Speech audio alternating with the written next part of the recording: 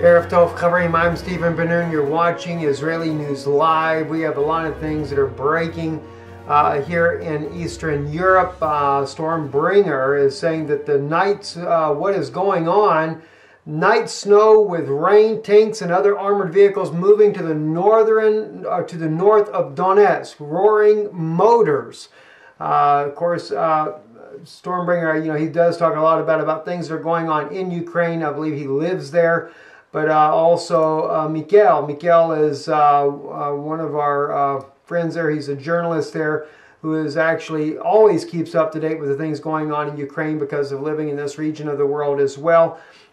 He brought out just a little bit earlier on several of them, Ukraine, hell broke loose in Donetsk front line. I actually sent a message to him, to Miguel, just a few moments ago, and Miguel let me know that it is heavy artillery going off, howitzers are being fired, grad launchers are being used, and Ukraine is doing a major offensive. Pesky and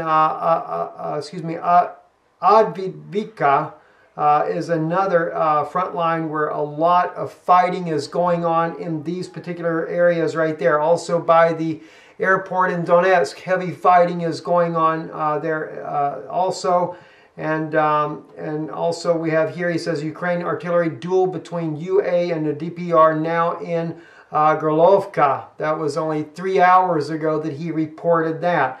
And again, as I stated before, it just kind of seems very odd what we have going on here with all the extra equipment headed into Europe, into Poland right now, and we're seeing all these tanks that are already there, U.S. Army, in Pomorsky, Poland, self-propelled howitzers being offloaded from a flat car railway. You have Abram tanks being offloaded on off the rail cars. There's your Abrams right there, rolling into Poland there. And we got this is just to give you kind of like a little overview of just how much equipment came into Germany right there a few days ago there, and again, the U.S., Europe, not even worried about changing this to any other kind of colors or anything. It's just a matter of getting it there as quickly as possible, and I guess deal with it some other day. Already happened. My good friend there over there, another investigative journalist there, he's showing it, some of the Abrams right here on the ground in Poland in all the green with all this nice brown desert camo painted tanks out there that stick out like a sore thumb. So I guess if they do go head-to-head with Russia, they won't be hard to find, that's for sure. And of course, another thing that he brought out here that I thought very, very concerning to me, and that's right here, the Blackhawks, as well as the UH-60 Blackhawk helicopters and the CH-47 Chinook, are helicopters that are being moved in formation also into the European Union there. We're flying out, as you can see them taking off there. What's going on? What is going on? I mean, I cannot help but wonder what in the world is going on. Japan also getting a shipment of F-35 fighter aircraft sent to them. We got some serious things happening all around the borders of Russia, and you just cannot help but wonder what in the world is going on. Here it is right here. The U.S. sends F-35B stealth fighter squadron to Japan, covering on Russia's eastern flank there. And by the way, I did get a chance to listen to President-elect Donald Trump, his briefing that he did today, and I have to say, what we had saw, where we had read in the news the other day, which was also reported by Yahoo News, that President-elect Donald Trump did say that Russia was the one involved in the hacking. He does state that today. He does clarify it, though, in his press briefing, though, that he does not believe that it was actually Putin himself. But from what he can see, it is someone that actually hacked from Russia. That's what he is stating.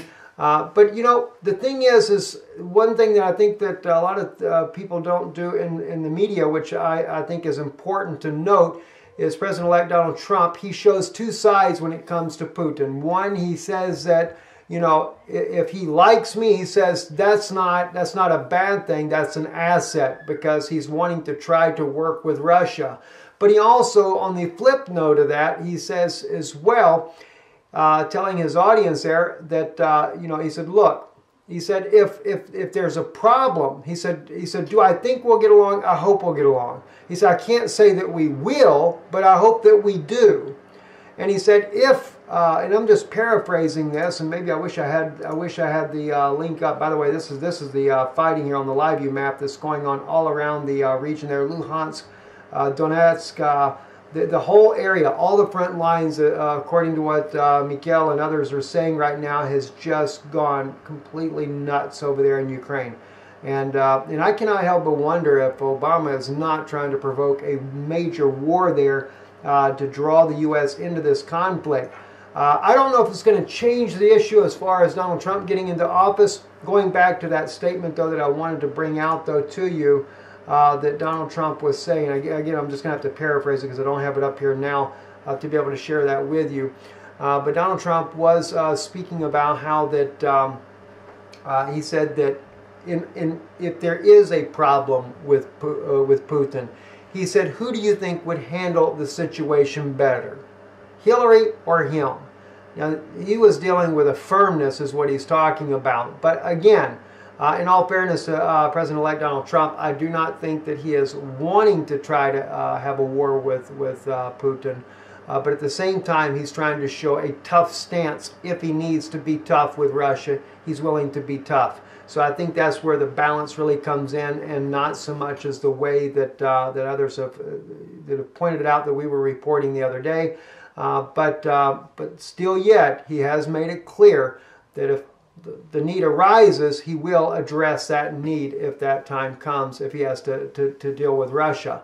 Again, though, he does seem to want to try to have a good relationship with Russia, which the United States does need to cool down this situation. Now, real quick though, before we get away from all this anyway here, it's still not calmed down with Russia yet either. Also, I think it's Mikhail. I'll look and see real quick. I think Mikhail's the one that reported this earlier.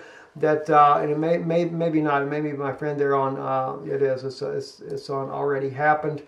That another thing that happened that's very concerning, and that was that the U.S. of course are flying a mission there. I don't know where it's at now, but anyway, they had a plane that flew out just recently over Kaliningrad. And it was intercepted by two Su-27 fighter jets that came up. I believe that's Taiwan actually there. I was trying to see if I could find that again there for you. Here it is right here. It's right here. The U.S. RC-135W surveillance aircraft has reportedly carried out operation task near Kaliningrad border this afternoon. And that was intercepted by the Sukhoi fighter jets, Su-27s, that did intercept them over Kaliningrad. So it looks like that the NATO is starting to test, or the U.S. is anyway, starting to test the resolve of Russia, their reaction time. And I would assume that what's going on right now, what I can ascertain from this, is that that the Obama administration, along with NATO and their allies there, they are wanting to address the nuclear weapons that have been moved into Kaliningrad. And maybe we're not being told that, but I cannot help but wonder if this is why we're seeing such a rapid deployment of all this heavy equipment over into Europe, like totally unprecedented, completely unprecedented, very, very alarming to me as well. And I know that they're considering Russia's moves to be aggressive and provocative, but there again, it seems like Russia has only done tit for tat. The more the U.S. and NATO have moved things into the Baltics, the more that Russia has responded, parallel with their own advancements. So it is something that's starting to get out of control, and I'm very concerned that, especially after the UN vote here coming up here this coming Sunday, which we will be there, which, speaking of that as well, I'm going to be doing one more message here this evening about the United Nations upcoming event there. So Anyway, I'm Stephen Ben-Nun. You are watching Israeli News Live. And if you'd like to be a part of the work that we're doing, please visit our website, israelinewslive.org or .co.il in Israel, our website there. And also, we'll be sharing with you, you might want to check out my wife's channel there, Rise Up Children of God. She did an interview with a couple of Israeli ladies here the other day. We'll try to get a clip in our next broadcast so you can see that. Very, very interesting interview to show you the thoughts of the Israeli people and what they think of the Palestinian situation and this two-state solution. I'm Stephen Ben-Nun. You're watching Israeli News Live. Shalom.